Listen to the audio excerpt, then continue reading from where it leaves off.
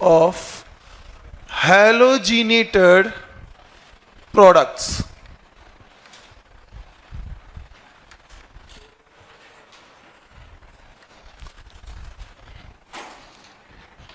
चलिए, यदि हम बात करेंगे बेटा नंबर ऑफ हैलोजिनेटेड प्रोडक्ट में, मतलब ये हुआ कि यदि हमारे पास कोई स्पीशीज दी जाए, वहां पर हम यदि हैलोजिनेशन करवाएं तो कितने तरह के प्रोडक्ट हम लोगों को मिल सकते हैं। जैसे एग्जांपल के तौर पर हम ले रहे हैं बेटा इथेन मॉलिक्यूल। कौन सा लिया बेटा हम लोगों ने?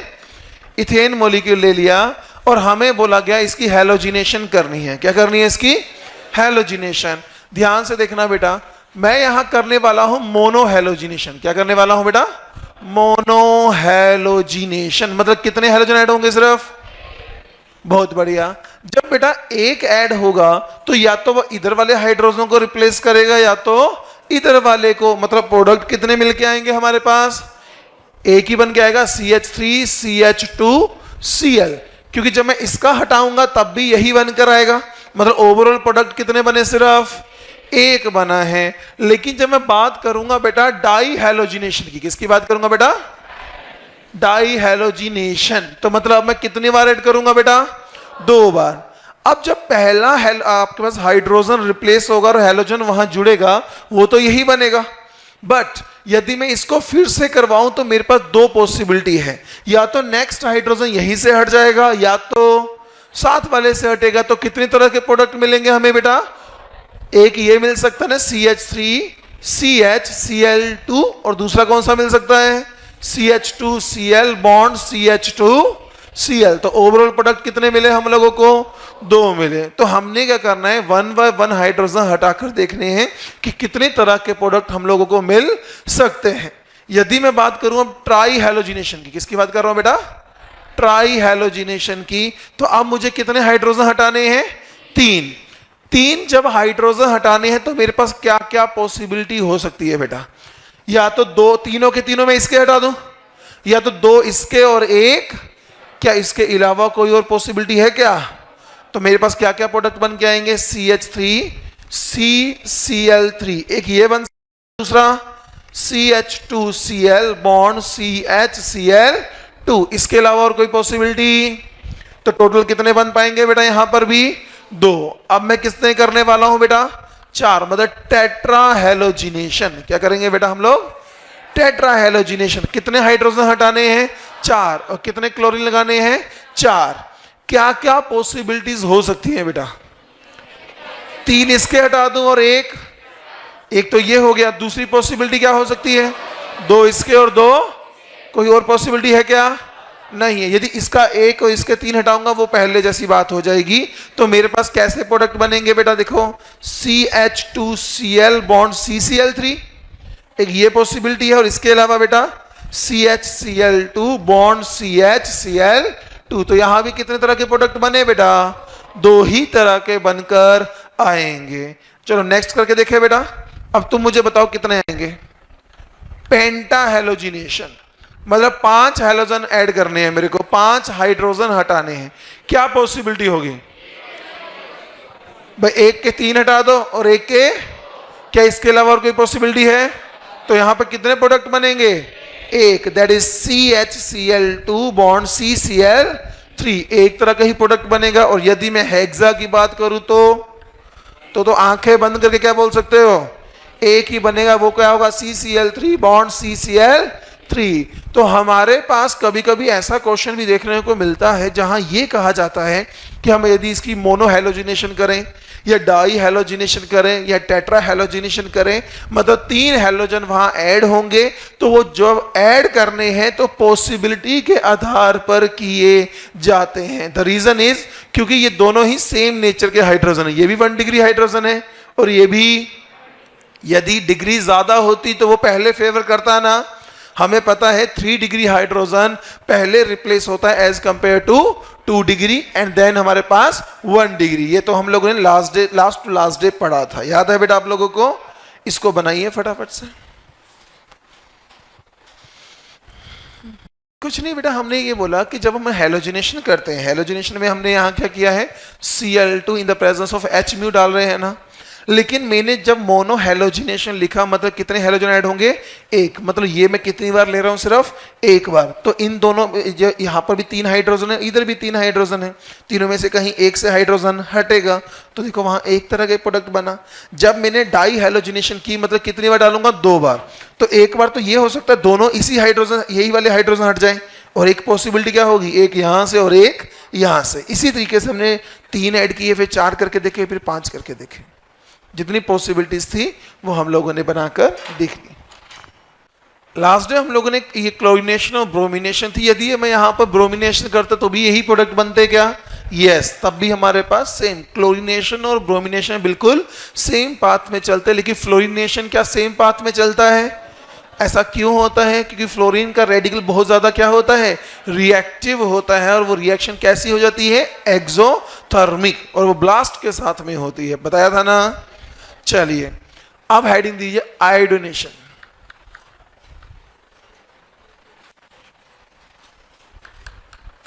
मतलब अब हमने क्या ऐड करना है बेटा जी, आयोडीन। हेडिंग दीजिए फटाफट से, ये बहुत आसान सा है, देखते ही खत्म हो जाएगा। चलिए करें शुरू बेटा। ओके, अब सभी बोर्ड की तरफ देखेंगे। ये जो बेटा आपको याद होगा हम लोगों ने रिएक्टिविटी का ऑर्डर बनाया था, जहां लिखा था एफ रेडिकल सबसे ज्यादा रिएक्टिव, फिर कौन होता था, Cl, फिर कौन होता था, Br रेडिकल, और लास्ट में कौन था, I रेडिकल।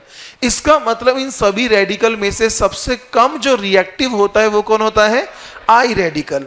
I रेडिकल की कम रिएक्टिविटी होने के कारण ये इजिली प्रोडक्ट फॉर्मेशन नहीं करता। नॉर्मली हम क्या सोचते हैं कि हम यहां भी RH डालेंगे, या जैसे ये किया RH साथ में डाल दिया I2 in the presence of light, तो बच्चा सोचता है कि RI बनकर आ जाएगा, लेकिन ऐसा होता नहीं है। ये नॉर्मली रिएक्टेंट के साथ नहीं करते, या तो वेरी पुअर यील्ड मिलती है। क्या मिलती है बेटा, यहां पर पुअर यील्ड मिलती है। हम लोग यील्ड समझते हो बेटा जी, यस, जो प्रोडक्ट बनकर आ रहा है बहुत कम मात्रा में हम लोगों को मिलता है। लेकिन यदि हम लोगों को RI ज्यादा मात्रा में चाहिए, कि हम बनाना ही चाहते हैं, तो इसको डायरेक्ट बनाना पॉसिबल है। हम इनको बेटा जी आयोडिक एसिड, किसकी प्रेजेंस में बेटा, आयोडिक एसिड या फिर नाइट्रिक एसिड की प्रेजेंस में यील्ड को थोड़ा बढ़ा सकते हैं। अदरवाइज हर बार यील्ड क्या आएगी बेटा, कम आएगी। दोबारा से बोल रहा हूं, I रेडिकल बहुत कम रिएक्टिव होता है, जिसके कारण हमारे पास इसकी यील्ड पूरी ज्यादा नहीं आती। साथ ही साथ एक और भी दिक्कत होती है आयोडीन के केस में, I2 जो होता है वो गुड रिड्यूसिंग एजेंट होता है। क्या होता है बेटा वो, जिसके कारण रिएक्शन रिवर्सिबल हो जाती है। कैसी हो जाती है, तो हमारे पास 2 पॉइंट है यहां पर ध्यान रखने की, कि जो I रेडिकल क्या होता है बेटा जी, लेस रिएक्टिव होता है। यस और नो बेटा जी। द सेकेंड थिंग जो हमें इसके अंदर ध्यान रखनी होती है आयोडीनेशन के अंदर, कि ये जो I2 होता है वो गुड रिड्यूसिंग एजेंट होता है। क्या होता है, गुड रिड्यूसिंग एजेंट, जिसके कारण हमारे पास क्या हो जाता है बेटा जी, रिएक्शन रिवर्सिबल हो जाती है। क्या हो जाती है रिएक्शन बेटा, रिवर्सिबल होकर आ जाती है। मतलब प्रोडक्ट बनने की बजाय रिएक्शन क्या होती है, फिर से वापस आ जाती है। तो इसका मतलब प्रोडक्ट कभी अच्छे यील्ड में हम लोगों को नहीं मिलेगा। तो हमारे पास कब अच्छा मिलेगा, जब हम रिएक्शन का किसकी प्रेजेंस में करेंगे बेटा जी, iodic acid that is HiO3, या फिर किसकी प्रेजेंस में बेटा, नाइट्रिक एसिड में। इनकी यदि प्रेजेंस में हम रिएक्शंस को करें तो रिएक्शन में यील्ड पहले के मुकाबले थोड़ी बढ़ जाती है। नॉर्मली कुछ बुक्स में ऐसा भी लिखा होता है कि आयोडीनेशन एल्केन के साथ नहीं होती, कुछ बुक्स ये भी लिखती हैं, लेकिन रियल में रिएक्शन होती है, बट यील्ड बहुत कम मिलता है इन 2 रीजन होने के कारण। बट यदि यील्ड बढ़ानी हो तो रिएक्शन किसकी प्रेजेंस में की जाएगी बेटा, हमारे पास, रख लोगे ध्यान इस चीज का, बहुत बढ़िया। तो ये रिएक्शन लिखो, इसको I2 का RH कर देना, RI होगा ना, तभी तो रिएक्शन रिवर्स आएगी। बनाओ इसको बेटा, ये मत लिखना, ये वाला मैं भी लिखाऊंगा, यहां तक लिख लीजिए।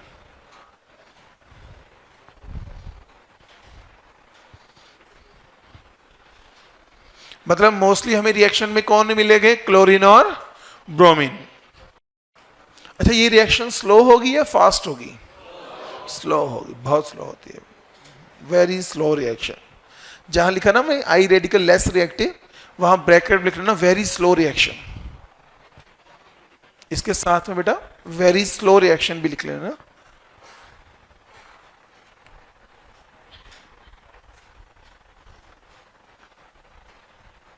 अच्छा, नेक्स्ट संडे आपका टेस्ट होगा ना? नेक्स्ट संडे हाँ, इसी जो संडे आने वाला है। तैयारी हो गई है बेटा?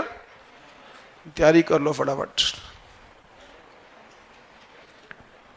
इस टेस्ट में ट्राई करना अच्छे मार्क्स लेकर आने हैं, क्योंकि पहली बार जीओसी 2 आ रहा है ना, और आई थिंक इलेक्ट्रोफिलिक एडिशन आ रहा है। तो इलेक्ट्रोफिलिक एडिशन के जो तुम्हें क्वेश्चन करवाए उनको अच्छे से प्रैक्टिस करना, और रिएजेंट्स ध्यान रखना। आपको इतना पता है रिएजेंट याद होंगे तो क्वेश्चन हो जाएगा, और यदि रिएजेंट याद नहीं है तो क्वेश्चन नहीं होगा। और वहाँ रिएजेंट टोटल मिला के है भी कितने, 8 या 9 है, बस उनकी अलग अलग वेराइटी है। तो उनको उनमें एक बार गो थ्रू होकर, या जिस दिन टेस्ट होता है ना, जैसे मान लो पेपर जैसे शुरू होने वाला है उससे आधे घंटे पहले तुम पहुंच जाते हैं यहाँ पर, पेपर शुरू होने से आधे घंटे पहले एक बार उनको नजर मारनी है। चीजें जल्दी रिमाइंड रहती हैं, और जाते ही ऑर्गेनिक को फटाफट कर देना है, जल्दी खत्म हो जाएगी ऑर्गेनिक, मैक्सिमम 5-7 मिनट में खत्म हो जाएगी। अरे मैक्सिमम 5-7 मिनट, इससे ज्यादा नहीं लगेंगे यदि तुम पढ़ के जाओगे तो। और यदि नहीं पढ़ के जाओगे तो 1 मिनट में भी हो जाएगी, कि वो डिजाइन समझ नहीं आएंगे। क्या हुआ? अरे छोड़ना, हवा आने दे, गर्मी इतनी है यार। चलो आगे लिखो बेटा जी, हेडिंग दीजिए सब बच्चे। एलाइलिक और बेंजाइलिक, आपको पता है ना फ्री रेडिकल एक तो हमारे पास एल्केन देते थे, इसके अलावा कौन देता था बेटा? एलाइलिक और बेंजाइलिक। तो हेडिंग दीजिए, इसमें लिखना, लिख लो एक लाइन, यहां तक लिख लिया ना? लिखो, to get Ri with good yield,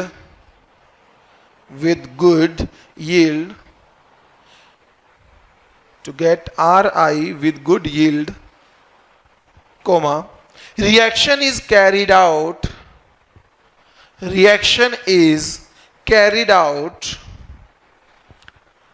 in the presence of iodic acid, that is HiO3, or nitric acid, that is HNO3.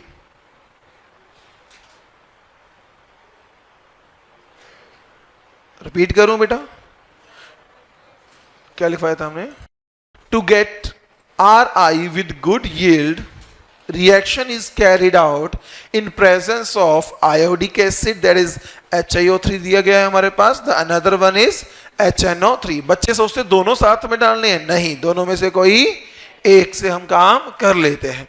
Heading दीजिए बेटा, एलाइलिक और बेंजाइलिक। इसको ध्यान से समझना, बहुत आसान है ये, हद से ज्यादा। चलिए करें शुरू बेटा। ओके, बोर्ड की तरफ देखें सारे बच्चे। ये जो एलाइलिक और बेंजाइलिक की बात होती है, नॉर्मली तो तुम्हें पता होगा एलाइलिक क्या होते हैं और बेंजाइलिक क्या होते हैं, नहीं पता? कितने बच्चों को एलाइलिक और बेंजाइलिक पता है? क्या होते हैं एलाइलिक बेटा जी? ये चीज कम से कम भी क्लास के अंदर 20 बार बोली गई होगी, और जब भी मैं बोलता हूं बोर्ड पे बनाता भी हूं। देख लो तुम्हारा ध्यान कितना होता है। कार्बन डबल बॉन्ड कार्बन, यदि यहां पे कोई चार्ज आ जाए या ग्रुप जुड़ा हो तो वो विनाइलिक होता है, और उसके साथ वाले कार्बन पे हो तो यहां मैं लिख रहा हूं हाइड्रोजन। क्या लिख रहा हूं बेटा जी? तो ये हाइड्रोजन कैसे हुए बेटा? एलाइलिक हुए। और वही बात करता हूं बेटा बेंजाइलिक में, क्या होगी? बेंजीन आ जाएगी ना, तो यहां पर आ जाएगा CH और H। तो ये हाइड्रोजन कैसे होंगे बेटा? बेंजाइलिक होते हैं, समझे हो बेटा जी? और ये हाइड्रोजन कैसे होंगे? एलाइलिक हाइड्रोजन कहलाते हैं। जो भी यहां करेगा, चाहे वो अल्कोहल हो तो वो एलाइलिक अल्कोहल हो जाएगा, अमाइन हुआ तो वो एलाइलिक अमाइन हो जाएगा, कोई भी ग्रुप हो, रेडिकल आ जाए तो क्या बन जाएगा? वो एलाइलिक रेडिकल। कैटाइन आ जाए इसके ऊपर तो एलाइलिक कैटायन, यदि नेगेटिव चार्ज आ जाए तो एलाइलिक एनाइन। मतलब इस कार्बन पे जो भी चीज होगी वो क्या कहलाएगी? एलाइलिक। वो कैसे देखते हो? डबल बॉन्डेड कार्बन से नेक्स्ट कार्बन जो होता है वो एलाइलिक कहलाता है, समझे हो बेटा जी? अब होता क्या है, ये जो एलाइलिक और हमने बेंजाइलिक लिखा, ये भी फ्री रेडिकल रिएक्शन देते हैं। There is a reason. मुझे एक बात बताओ सब बच्चे, जब मैं यहां पर एलाइलिक पे यदि रिएक्शन करवाऊं तो हमें पता है ना पहले तो फ्री रेडिकल बनेगा, और वो फ्री रेडिकल कहां बनेगा? इस ये हाइड्रोजन यहीं से बॉन्ड टूटेगा ना बेटा जी। जब यहां से बॉन्ड टूटेगा तो एक H रेडिकल बाहर आएगा और एक कार्बन पर रेडिकल आएगा, यही मतलब हुआ ना। लेकिन मैं यहां दोनों पॉसिबिलिटी बनाकर बताऊंगा तुम लोगों को। देखो जरा ध्यान से, हाइड्रोजन तो यहां पर भी है, यस और नो बेटा, हाइड्रोजन यहां भी है। मुझे तुम बोलो यहां से तो मैं खुद तोड़ूंगा इस कार्बन में से, इसके अलावा कौन से कार्बन से हम लोग हाइड्रोजन को तोड़े बेटा? जहां तुम बोलोगे मैं वहीं से तोड़ूंगा। सेंटर वाले से या लेफ्ट वाले से? सेंटर वाले से तोड़ दें। चलिए, मतलब है यहां पर यदि फ्री रेडिकल रिएक्शन करवाना चाहता हूं, SF रिएक्शन, तो वो दो तरह से हो सकती थी। एक होगा जब यहां से तोड़ेंगे तो यहीं से टूटेगा ना बेटा, यहां से टूटेगा तो कुछ ऐसा बनकर आएगा क्या? ये तो तुम लोग बोल रहे हो कि यहां लगा दिया रेडिकल और इधर CH3, यस और नो बेटा जी। सेकेंड, हमारे पास जो मैंने तोड़ा है वो कुछ ऐसा बना होगा, यहां H double bond CH single bond CH यहां आ गया रेडिकल, यस और नो बेटा। यही दो पॉसिबिलिटी है। तीसरी पॉसिबिलिटी यहां होनी थी, वो तुमने बोला नहीं तो हमने किया नहीं, लेकिन करते तब भी इसी जैसा ही बनकर आता। ध्यान से सुनना, आपको मैंने एक बात बोली थी कि जो रेडिकल होते हैं वो कैटाइन नेचर की तरह चलते हैं, याद है ना आप लोगों को GOC1 का।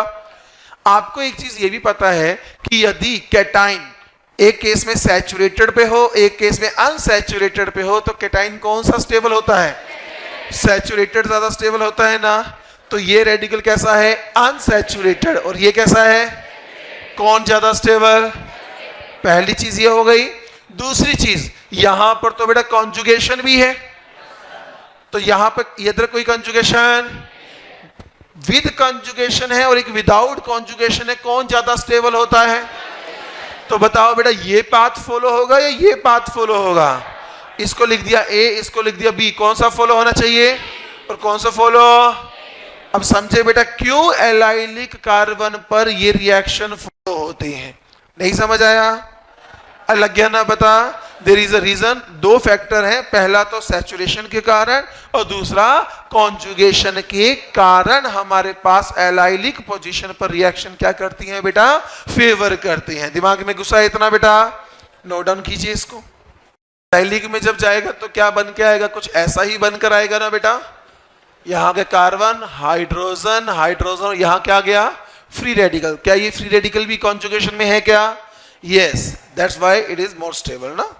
और जो भी आपके पास इंटरमीडिएट स्टेबल होता है उसी तरफ क्या चलती है बेटा? रिएक्शन चलती है।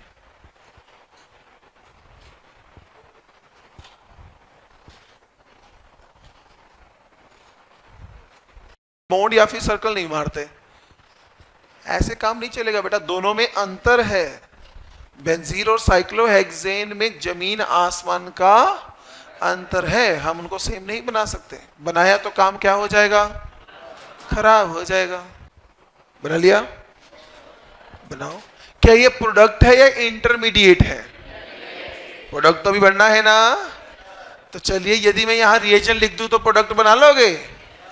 मान लो मैंने यहां लिखा था Cl2 in the presence of light, तो यहां अब अगले स्टेप में यहां क्या जुड़ जाएगा? क्लोरीन जुड़ जाएगा, यस और नो। तो क्या पेपर में तुम सारा देख कर बनाओगे, डायरेक्ट और लिख दोगे यहीं पर क्लोरीन? डायरेक्ट हो जाएगा ना। वही चीज यहां पर भी, यदि मैं बी वाले केस में Cl2 in the presence of light लिख देता हूं तो प्रोडक्ट ये बनेगा या आगे जाना पड़ेगा हमें? तो वहां जहां रेडिकल है वहां क्या लगा दोगे? क्लोरीन लगा दोगे। बहुत बढ़िया है ना, नन्ना मुन्ना काम। ये बहुत, देखो रिएक्शंस का ना क्या सीन होता है, इसको थोड़ा सा ध्यान से देख लो, ये दिमाग में बैठ जाती हैं। आप में से कुछ बच्चे ये सोचते होंगे कि हमें कितना कुछ रटना पड़ेगा, लेकिन मैं इतना ही बोल सकता हूँ, जो बच्चा थोरली स्टार्टिंग से पढ़ रहा होगा GOC2 को, उनको लग रहा होगा कि इसको पढ़ने की आवश्यकता ज्यादा नहीं है। एक बार ध्यान से देखो, दिमाग में बैठ जाती है। रिएजेंट ही तो है, वो याद हो गया तो काम खत्म हो जाएगा। चले बेटा आगे, बना लिया बेटा उसको।